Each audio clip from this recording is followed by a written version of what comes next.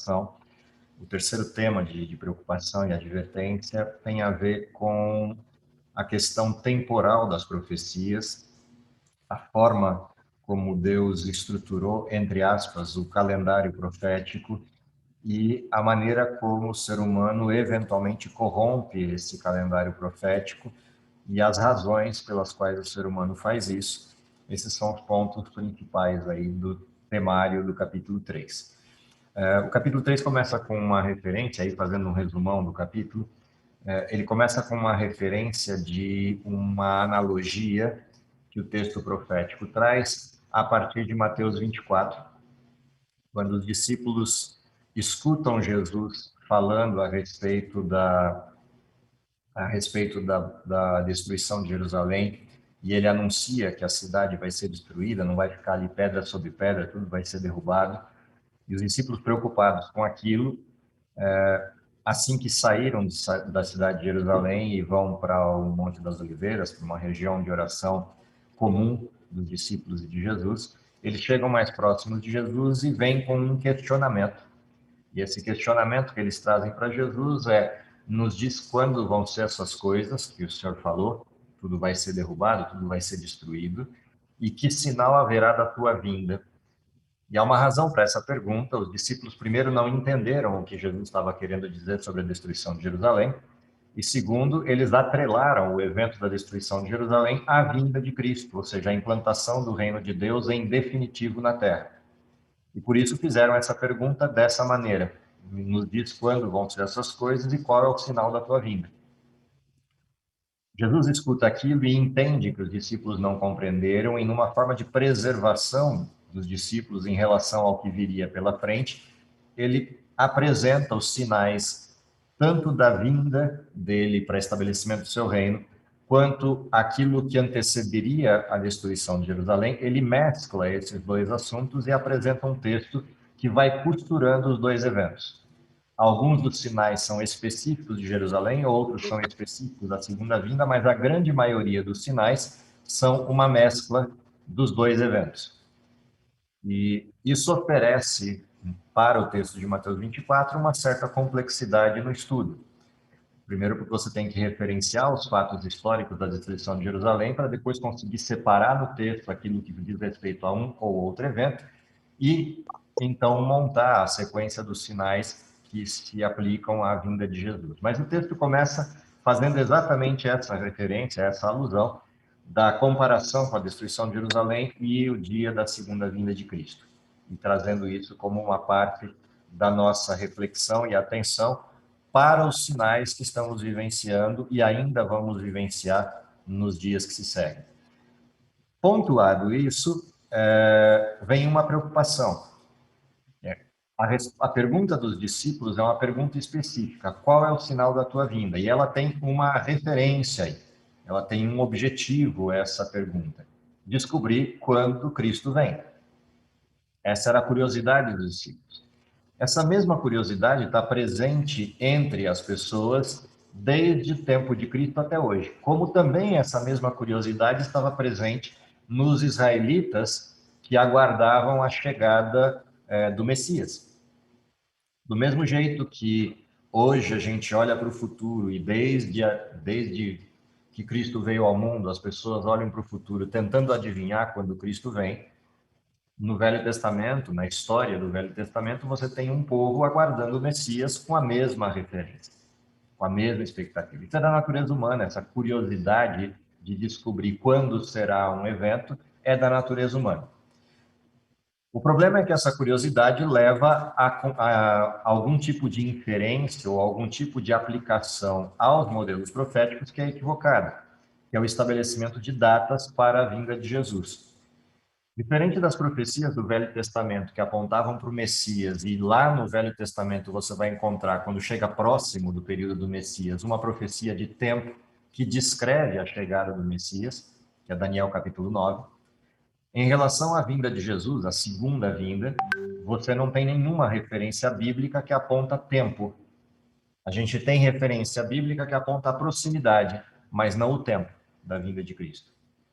A última profecia de referência de proximidade da vinda de Jesus ela acontece a partir do texto de Daniel, capítulo 8, com as 2.300 tardes e manhãs, que apontam para o período do início do juízo que antecede a vinda de Cristo. Portanto, a última referência temporal para a humanidade a respeito da vinda de Jesus é a profecia de 1844, início do juízo de Deus. A profecia anterior a essa, que é a que apontava para o início do tempo do fim, ou seja, o último tempo da história humana, ela vencia em 1798 e, portanto, a soma desses dois textos, Daniel 7 e Daniel 8, dão para a gente as duas últimas referências temporais presentes na Bíblia. E a advertência desse texto, a advertência do texto do capítulo 3, é para que a gente se atente a isso, de que não há referência temporal para a vinda de Jesus. Partindo dessa questão, de que não existe uma referência temporal, o texto vai trazer para a gente algumas provocações em relação a por que Deus não referenciou tempo.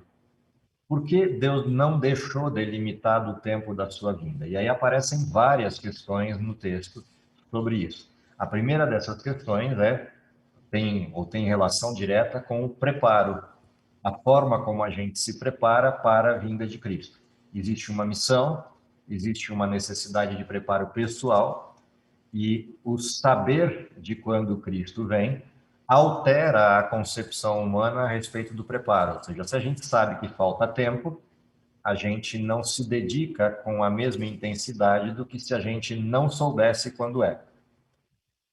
Se a gente soubesse que alguma coisa vai acontecer daqui 5 minutos, a gente se concentra naquilo, ou por desespero, por medo, ou por tensão, a gente se concentra naquilo. Se a gente não sabe o quanto tempo temos até a vinda de Cristo, a gente vive o tempo inteiro essa tensão, esse sentido de urgência na missão, porque ele pode vir a qualquer tempo. Então, dentro dessa referência, ou seja, dentro dessa abordagem temporal, a principal razão pela qual não temos delimitação de tempo na profecia tem a ver com o preparo do ser humano para essa referência. E aí surgem algumas advertências pesadas no texto para aqueles que se aventuram na tentativa de demarcação de tempo, seja no sentido de tempo preciso, uma data específica da vinda de Cristo, ou tempo impreciso. Jesus vai voltar daqui 2 anos, daqui 5 anos, ou alguma coisa perto disso. Essas referências, sejam precisas ou imprecisas, elas são referências que, em primeiro lugar, ao longo da história, se mostram equivocadas no cumprimento, ou seja, não acontecem, e, em segundo lugar, produzem um dano colateral. O dano colateral desse tipo de advertência, desse tipo de marcação de data, é a descrença, a desilusão e a descrença. Se somam erros, se somam frustrações, e essas frustrações tanto fazem desiludir aqueles que criam, como fazem zombar aqueles que não creem. E são dois efeitos colaterais danosos para esse tipo de postura, uma vez que a Bíblia é taxativa em dizer que o dia e a hora da vinda de Cristo ninguém sabe, só Deus. Então, ao referenciar essa abordagem e ao trazer essas advertências, vem essa preocupação do quanto essas marcações de data referenciam equívocos. Uma outra coisa interessante que aparece no texto, lá na página 29 do texto, é que também os eventos que antecedem a vinda de Jesus, nós não temos para eles referência temporal, como o derramamento do Espírito Santo e outros eventos, decreto de obrigatoriedade de guarda do domingo e assim por diante. Os eventos estão descritos não para que a gente saiba quando, mas para que a gente saiba o que vai acontecer. Então, a gente sabe que quando sair um decreto de obrigatoriedade ao domingo, ou um decreto que crie dificuldades para observadores do sábado, essa estrutura legal marca um fator de regulação na profecia, que é a intensificação da pregação do evangelho pelo alto clamor, o derramamento do Espírito Santo na sua forma mais aguda e a sacudidura na sua forma mais aguda. Significa dizer que o que interessa para a gente não é quando, mas o que vai acontecer. E o que enquanto eventos e sequência. porque isso está descrito na Bíblia e para isso não há restrição de estudo e nem de pregação. Mas há uma restrição de estudo e de pregação para aquilo que tem a ver com o tempo da profecia. O texto continua as advertências pontuando que existe uma missão a ser executada e é essa missão que deveria ser o ponto de atenção daqueles que estudam as profecias. Ou seja, a execução da missão da pregação do Evangelho e a execução da reforma necessária para encontrar Cristo, esses são os pontos de ancoragem da mensagem, e não o tempo. O texto ainda continua com algumas questões de advertência para a gente, pontuando que há alguém por trás dessas tentativas de marcação de data e geração de frustração. Texto é categórico dizendo que quem suscita esses movimentos falsos, esses fanáticos presentes na igreja, no sentido de advertências equivocadas, tanto de reformas quanto de modelos de datação, quem se encanta com isso e quem incentiva esse tipo de manifestação é Satanás e seus anjos. Porque para cada um desses fracassos, ele traz à tona uma mensagem de frustração que intensifica a descrença. Ou seja, ao mesmo tempo que ele insufla pessoas para reformas falsas, para movimentos falsos, para datações e fanatismo, ele é o mesmo que depois pisa nessas mesmas pessoas para gerar descrença tanto nelas quanto nos outros que observam esse tipo de comportamento. E isso é assim desde que mundo é mundo. Não é uma novidade para esse momento específico da história, é assim sempre. Não seria diferente na última fase da história, não seria diferente quando Satanás percebe que a história do mundo caminha de mal a pior para o final dela. Afinal de contas, a partir da morte de Jesus, a percepção que Satanás tem do tempo é uma percepção de encurtamento, porque ele também não sabe quando Cristo encerra a história, mas ele sabe que acabou o seu tempo. Por isso, Apocalipse 12 traz uma advertência para a gente de forma muito clara, e nessa advertência do capítulo 12, pontua lá: Satanás desceu até vós, cheio de grande cólera, sabendo que pouco tempo lhe resta. Ele tem a noção de que o tempo dele está esgotando e, consequentemente, ele intensifica os seus ataques à verdade e os seus modelos de falsidade. Isso faz parte da ação de Satanás na intensificação do seu modelo de falsidade. Uma outra advertência interessante, uma outra referência interessante que o texto traz, é a percepção do profeta a respeito da datação da vinda de Cristo. O profeta também não tem noção do tempo da sua profecia. Quando em algum momento os profetas têm noção temporal daquilo que estão apresentando enquanto profecia, eles entram em colapso. Há um profeta em específico na Bíblia que aparece com essa referência, que é Daniel. Daniel é um sujeito que teve a noção temporal da profecia, porque ele recebe uma mensagem com a data da vinda de Cristo para o seu tempo, a data da vinda do Messias. Então, Daniel tem uma perspectiva temporal do cumprimento da profecia. Mas para isso acontecer, ocorreu algo antes com Daniel. Ele interpretou errado um texto profético, que é Daniel 8, interpretou errado a profecia das 2.300 tardes e manhãs e ligou essa profecia ao povo de Israel. Por causa deste erro, ele ficou doente, final do capítulo 8. E ficou incomodado com essa situação, ansioso com essa situação, por mais de um ano.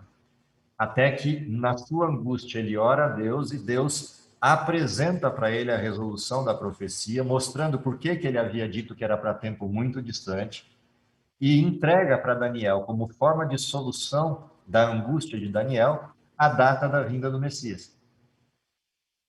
Então, ele resolve a angústia de Daniel, mas, em compensação, frustra Daniel, no sentido da expectativa de se ele vai ver o Messias, por exemplo, ou não, apresentando um Messias que só viria 490 anos depois. Ou seja, por causa de uma angústia anterior de Daniel, o que vem depois acaba frustrando as suas esperanças. E Daniel vive, a partir daí, um modelo, um misto de alegria pela libertação do povo de Israel de Babilônia, mas a frustração de ter enxergado o tempo. Moisés também viveu essa frustração do tempo. A única diferença é que Moisés ressuscitou e viu o céu antes da frustração seguir seu percurso, porque ele se frustra no último dia da vida, quando ele vê toda a história do mundo na profecia, ele vê toda a referência histórica de como Deus desenrolará seus planos em relação a Canaã, a Israel e tudo mais, e ele morre. Portanto, a angústia de Moisés dura pouquinho. E quando ele acorda, já acorda ressuscitado para viver o céu. Mas Daniel não. Daniel ainda teve que conviver com a expectativa do tempo e com a certeza de que não veria o cumprimento das profecias. Ele ainda teve que viver até o fim dos seus dias. Todos os demais profetas que você observa no desenho bíblico, eles não têm essa perspectiva de tempo. Eles vivem como se o tempo do cumprimento da profecia fosse nos seus dias. Então, a pregação do profeta, a apresentação de sua mensagem, ela é uma apresentação de mensagem com a perspectiva da brevidade. E isso dá intensidade à pregação. Ou seja, o profeta executa a sua missão acreditando que o cumprimento das promessas se dará no seu tempo. Não foi diferente com Ellen White.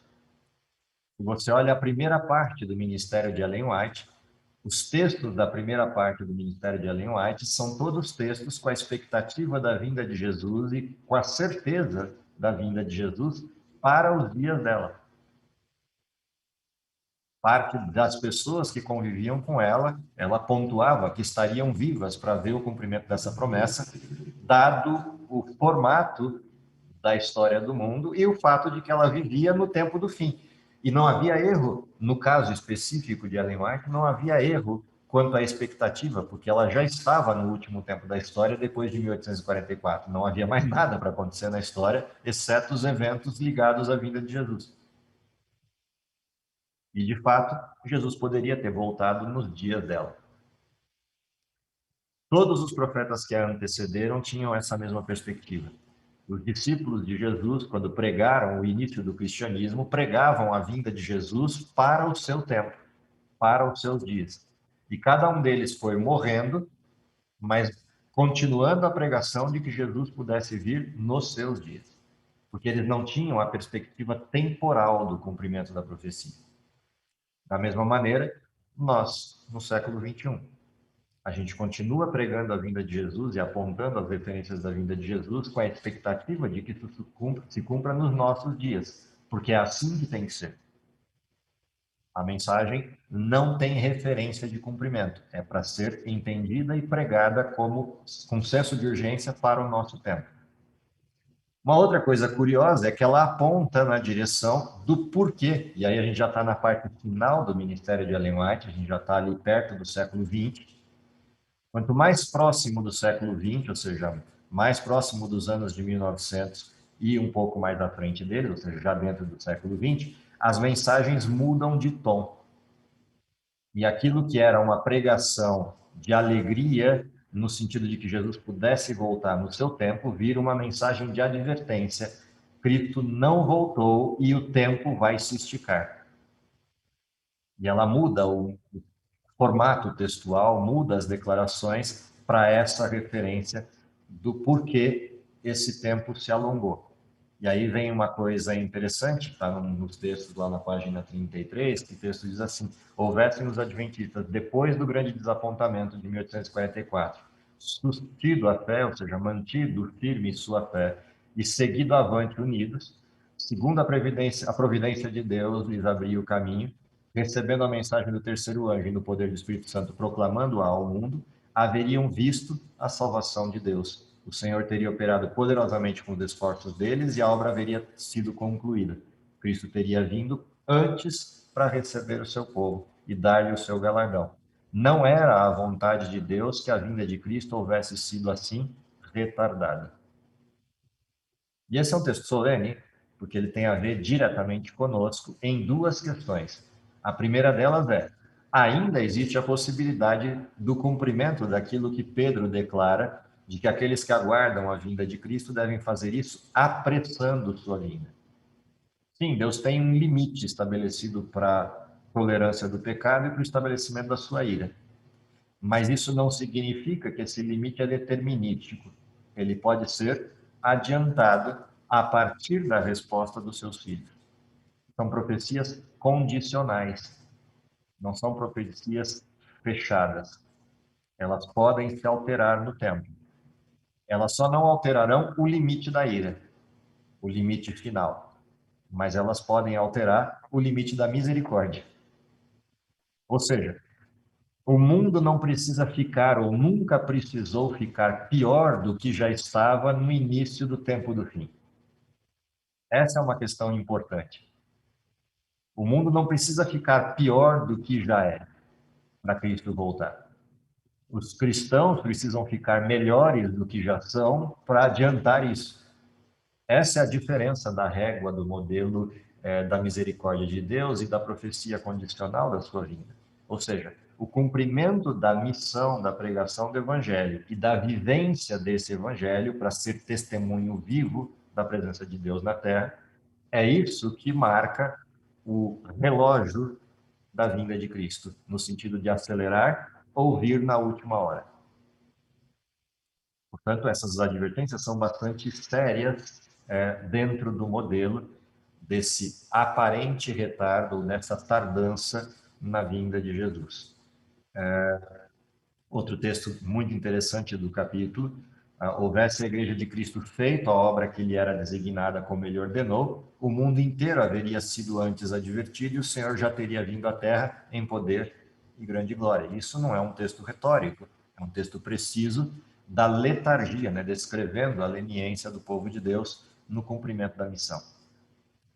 O capítulo vai, então, para a questão das promessas que são condicionais, ou seja, a forma como esses textos proféticos poderiam se cumprir, baseado nas condições de atendimento à missão e ao chamado de Deus. E aí tem dois textos muito interessantes. Um deles, pontuando aí vários textos bíblicos, né? Em suas mensagens, homens, os anjos de Deus, apresentam o tempo como sendo muito breve.